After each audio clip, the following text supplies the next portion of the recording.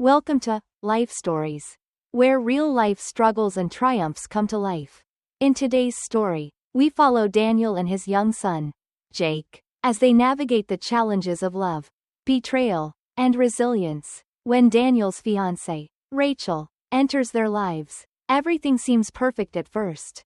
But soon, Jake uncovers unsettling truths about her intentions that threaten to tear their world apart. This is a tale of courage, family, and the power of truth. Don't forget to subscribe to the channel to begin today's story with us. Let's dive into this journey together. I stood by the floor-to-ceiling windows of our penthouse, gazing out at the sprawling city beneath me. The sun was setting, casting golden hues across the skyline. But my mind was elsewhere. The moment felt surreal, as though the world was moving around me, and I was standing still, unable to absorb it all. Behind me, my 8-year-old son, Jake, sat cross-legged on the pristine white couch, absorbed in his tablet, headphones hanging loosely around his neck. He was a bright kid, smart, sharp, and observant beyond his years. But there was something fragile about him, a quiet vulnerability that I couldn't shake. Jake had been through more than a child should ever have to endure. Losing his mother when he was just 3 years old had left a mark on him. A wound that no one could see, but I felt deeply. I had spent the last 5 years trying to fill the void she had left. Trying to create a safe space for him where he could feel loved and secure. But something was missing, and that feeling gnawed at me. Even in the comfort of our home. Even in the quiet moments like this one. I wanted to move forward. To give Jake the chance to experience happiness again. To have a family once more. That's why, after much thought and deliberation, I had made the decision to ask someone to marry me. "Hey, buddy," I called to Jake, trying to steady my breath. Jake looked up, pulling one side of his headphones off his ear, his dark eyes sharp with curiosity. He was always attentive, always aware, even when it seemed like he was lost in his own world. "Yeah, Dad?" he asked, his voice soft but expectant. I walked over to the couch and sat down next to him. The weight of what I was about to say pressed heavily on me. But I had to say it. He was my son, and he deserved to know first. "I need to talk to you about something important," I said, searching his face for any sign of concern or understanding. Jake tilted his head, his brow furrowing slightly. "What's up?" I took a deep breath, gathering the courage to speak the words that had been lingering in my mind for weeks. "You know how much I love you, right?" I asked, my voice steady but unsure. Jake nodded. "Of course. And you know I've always tried to make sure you're happy, right?" Jake nodded again, his eyes softening, but he stayed silent, sensing that there was more to come. I hesitated, but I couldn't back down now. "Well," I said, my voice barely a whisper, "I've been seeing someone. Her name is Rachel, and I asked her to marry me." Jake's eyes widened in surprise. And for a moment, he just stared at me. His expression was unreadable, as though he was processing the information, trying to make sense of it all. "You're getting married?" he asked, his voice small and uncertain. I nodded, a nervous smile tugging at my lips.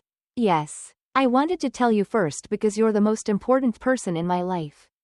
There was a long silence between us. A moment that felt like it stretched on forever. I could see the wheels turning in Jake's mind, and I knew he was trying to make sense of what I had just said. Finally, after what seemed like an eternity, he asked the question I had been waiting for. "Is she nice?" he asked, his voice soft but filled with a child's innocence. I smiled faintly, trying to reassure him. "She's wonderful, smart, kind, and beautiful. I really think you'll like her." Jake bit his lip, deep in thought, but then, just as I was starting to feel relieved, he asked, "What about Mom?" The question hit me like a ton of bricks. My chest tightened, and for a moment, I struggled to find the words. "Your mom will always be a part of us, buddy. No one could ever replace her. But Rachel isn't trying to do that. She just wants to be here for us. To make our family whole again." Jake didn't answer right away. Instead, he stared down at his tablet, his fingers tapping nervously along the edge. I could see the hesitation in his eyes, the uncertainty, and it hurt. I wanted to make him understand, to make him feel safe with this change. But I knew that it would take time. When do I meet her? Jake finally asked, his voice hesitant but curious. I felt a wave of relief wash over me. Soon, I said, trying to sound confident. I was hoping we could all have dinner together this weekend. Jake nodded slowly, his expression still unsure. Okay, he said quietly. I reached over and ruffled his hair, trying to lighten the mood. Thanks, buddy. I'm really looking forward to it. As I sat there beside him, watching him slowly go back to his tablet, I couldn't help but wonder what was going on in his mind. Would he accept Rachel? Would he come to love her as I did? Or would the memories of his mother, the love we had once shared, always stand between us? The answer wasn't clear, and as I watched him sitting there, I realized that this was just the beginning. The journey ahead would be filled with challenges, but it was one that we would face together. As a family, whatever happened, I knew that Jake was my first priority, and I would do everything in my power to make sure he felt loved, safe, and supported through it all. The dinner went as well as I could have hoped. Rachel arrived at the restaurant in a stunning designer dress, her blonde hair shining under the soft lighting, a dazzling smile on her lips. She was the picture of charm, warm, confident, and effortlessly polished. Her voice was smooth as she complimented Jake on his intelligence, asking him questions about his favorite subjects and hobbies. For a moment, I allowed myself to relax, thinking that maybe this could work. That Jake would see what I saw in her, the kindness, the patience, the beauty of her soul. But as the evening wore on, something felt off. I couldn't pinpoint it, but Jake's quiet demeanor said more than words ever could. He was polite, but distant, responding to her questions in short, reserved answers. He wasn't being rude, he was just guarded. I noticed the subtle shifts in Rachel's behavior as well. Her smile never quite reaching her eyes. The way she tilted her head, listening to Jake as though she were studying him rather than engaging with him. It was almost as if she was evaluating him, checking off boxes in her mind, making sure that he was the right fit for the image she was trying to create. Jake was much more perceptive than most people gave him credit for. And I knew he felt the disconnect. I couldn't blame him, I felt it too. But at that moment, I brushed it off. I wanted so desperately for things to go well, for this new chapter in our lives to feel right. I told myself that Rachel was just nervous, that she was trying too hard to impress Jake. After all, she had never been in his shoes, trying to step into the role of someone's mother, a position that could never truly be filled. As we drove home, I tried to keep the mood light, looking at Jake through the rearview mirror. See? I told you she was great, I said, a beaming smile on my face, hoping that he would share my enthusiasm. Jake forced a smile in return, but I could see the doubt behind his eyes. Yeah, she's nice, he said, though there was a hesitation in his voice. He was trying to be polite, trying not to upset me, but I could tell he wasn't convinced. Over the next few weeks, Rachel continued to make herself a more prominent presence in our lives. She brought gifts, books, puzzles, video games, always making sure to compliment me on how wonderful a father I was.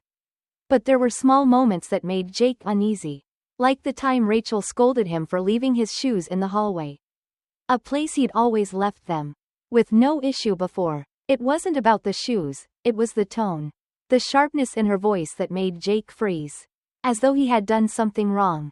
It was subtle, but it stung. And there were other moments. The way Rachel looked at him when he asked to sit next to me at dinner, like he was being possessive, like he was somehow infringing on her space. She would often make little comments, ones that seemed harmless at first but lingered in the back of Jake's mind, unsettling him. You know, you're lucky to have a father like Daniel, she'd say, her voice sweet, almost patronizing. Not every kid gets second chances.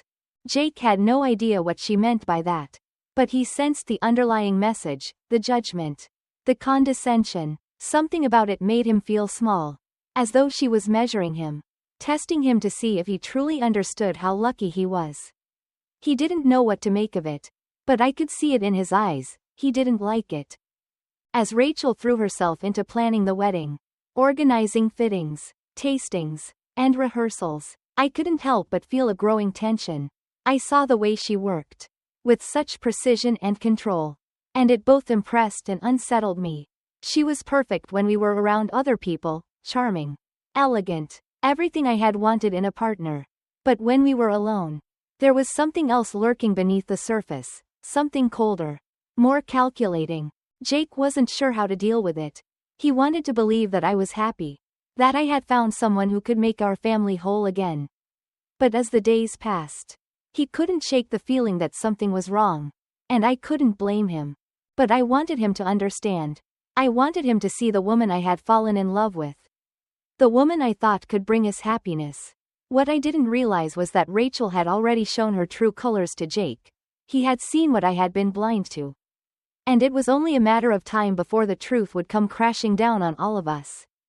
The wedding day arrived faster than I had anticipated. The grand estate was buzzing with activity, filled with florists, decorators, and caterers, all working together to create an event worthy of a fairy tale. Rachel floated through the crowd with the grace of a queen, overseeing every detail, ensuring everything was just right. I couldn't help but admire her confidence, her poise. She was everything I had dreamed of, everything I had hoped for. But despite all the preparation and excitement, something gnawed at me. I couldn't shake the feeling that this wasn't just a celebration, it was a turning point. One that would change everything. Jake, on the other hand, seemed quieter than usual. He kept to himself, staying away from the guests, as if he could sense the weight of the day. I tried to reassure him, telling him that everything would be fine, that this was a happy occasion. But I knew he wasn't convinced. He had seen too much, heard too much, and I couldn't erase the doubt that had taken root in his mind. As the ceremony began, I stood at the altar, feeling the nervous energy coursing through my veins. I glanced over at Rachel as she walked down the aisle, her smile radiant, her eyes locked on me. The crowd gasped in admiration, and I felt a rush of love and excitement. This was it. This was the moment I had been waiting for. She reached my side, and we exchanged vows, her hand resting lightly on my arm, her voice filled with emotion. Everything felt perfect, but deep down, I knew something was off. Just as the officiant was about to open the folder containing the marriage license, a small voice interrupted the silence. "Stop." Jake's voice rang out, trembling but determined, cutting through the air like a blade. The room fell into stunned silence, every eye turning toward him. Rachel's smile faltered for a brief moment, but she quickly masked her surprise with a sweet, almost sympathetic look. "Honey, what's wrong?" she asked, her voice dripping with false concern. But Jake didn't back down. He stood tall, his small frame quivering with intensity. "Dad," he said, his voice breaking but firm. "She's lying to you. She's not who she says she is." Gasps rippled through the crowd as the tension in the room thickened. My heart raced, and I felt my stomach twist. What was Jake talking about? I glanced at Rachel, but she stood still, her eyes wide with a mix of confusion and anger. For a moment, I was paralyzed, unsure of what to do, unsure of what was happening. Jake didn't wait for me to process. He pulled out his phone and held it up, his hands shaking but his resolve unshaken. "I have proof," he said, his voice growing steadier. "I recorded her. She's been planning this the whole time. She just wants your money, Dad, and she wants to get rid of me." The room erupted into whispers, and Rachel's face paled. I couldn't believe it. The words hit me like a punch to the gut. My mind raced, but I couldn't process the truth. I wanted to believe Jake, to believe that he wasn't overreacting. But the evidence was right there in front of me. Without thinking, I reached for Jake's phone, wanting to hear for myself. But before I could, Rachel sprang into action. She dropped my arm and rushed toward Jake, her heels clicking sharply on the marble floor. "That's enough, Jake," she snapped, her voice cold and commanding. "You're embarrassing yourself." But Jake didn't flinch. He pressed the play button on his phone, and Rachel's voice filled the room, sharp and unmistakable. "Once I have what I want, I'll make sure he never causes problems again." The crowd fell silent, and Rachel's face turned crimson. She tried to hide her panic, but it was too late. The truth was out. Everything she had worked so hard to conceal. Every lie, Every manipulation had come crashing down. I stood frozen, unable to move, my heart breaking with each word. How had I been so blind? How had I allowed this woman to slip into our lives? To manipulate me? To deceive Jake? Rachel's mask finally shattered. Her eyes narrowed, and she hissed under her breath, her lips curling into a sneer. "You little brat," she spat at Jake, her voice dripping with venom. "You've ruined everything." The guests were in shock, some whispering in disbelief, others looking at Rachel with suspicion. I could barely breathe, my thoughts swirling in a haze of confusion and anger. How could this happen? How could I have missed the signs? And yet, as I looked at Jake, standing there with his head held high, I realized something. He had saved us. He had seen the truth when I couldn't. And he had found the courage to expose it, even when it meant risking everything. The room was still, like the calm after a storm. But I could feel the tension lingering in the air. Rachel was gone, escorted out by security. But the damage she had caused was far from over. As the doors slammed behind her, I stood frozen, my mind reeling, struggling to process what had just happened. Guests slowly began to leave, murmuring amongst themselves, casting wary glances at each other, unsure of what to make of the chaos that had just unfolded. I turned to Jake, who was standing beside me, his small figure trembling but his face resolute. He had done what I hadn't been able to do. He had exposed Rachel for who she truly was. But in the wake of her outburst, I could see the weight of it all pressing down on him. This wasn't just about the wedding. This was about his life, his security, his future. The uncertainty of it all had shaken him, and I could see the cracks in his composed exterior. I pulled him into a tight hug, feeling the trembling in his small body. "You did the right thing, buddy," I whispered, my voice thick with emotion. "You saved us." Jake didn't say anything. He just clung to me, his arms wrapped tightly around my waist. I could feel the fear in his grip, and it broke my heart. He was too young to be carrying this kind of weight. He should have been focused on school, on friends, on being a kid, not dealing with the manipulation and cruelty of an adult who had wormed her way into our lives. After Rachel was escorted out, I was left to deal with the fallout. My phone buzzed with messages from lawyers, friends, and family, all wanting to know what had happened. I felt numb, like I was living in a dream, and I couldn't escape it. The lies, the betrayal, it was all too much. I had trusted Rachel, believed in the future we could build together. But now it all felt like a cruel joke. But the real work was just beginning. I needed to protect Jake, and I needed to make sure Rachel couldn't hurt him again. She was gone, for now, but I had learned that people like her didn't just disappear. They fought, clawing their way back into your life, even when you thought you had shut the door. And the truth was, I had let her get too close. I had ignored the warning signs, brushed aside Jake's concerns, and in doing so, I had put him at risk. That night, as we sat in the quiet of the house, I tried to reassure Jake, to give him some sense of normalcy.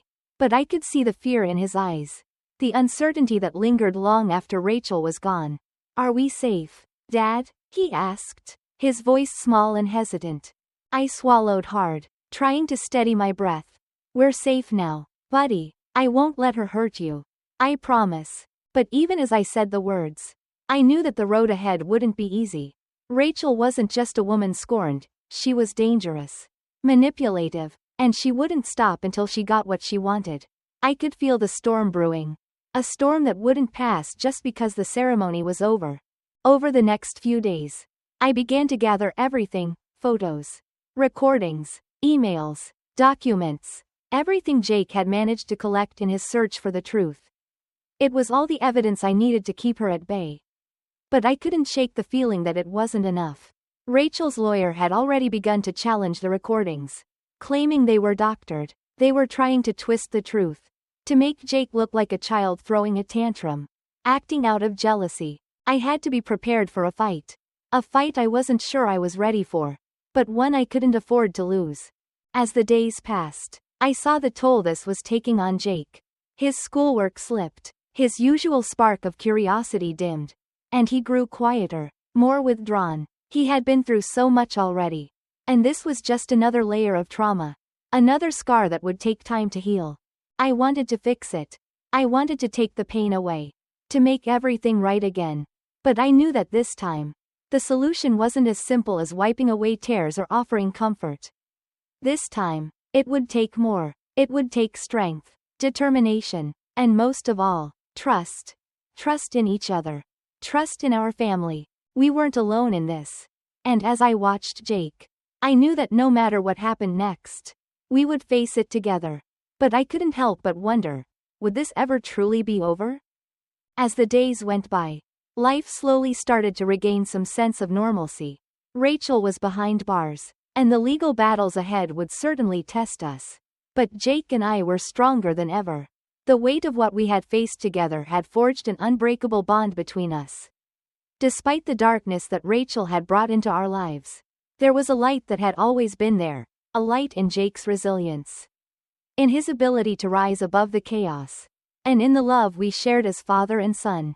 I could see the change in him, too. Though the scars of what had happened wouldn't disappear overnight, Jake was starting to smile again. Starting to trust the world around him once more. The laughter that had been missing from our home for so long began to fill the rooms once again.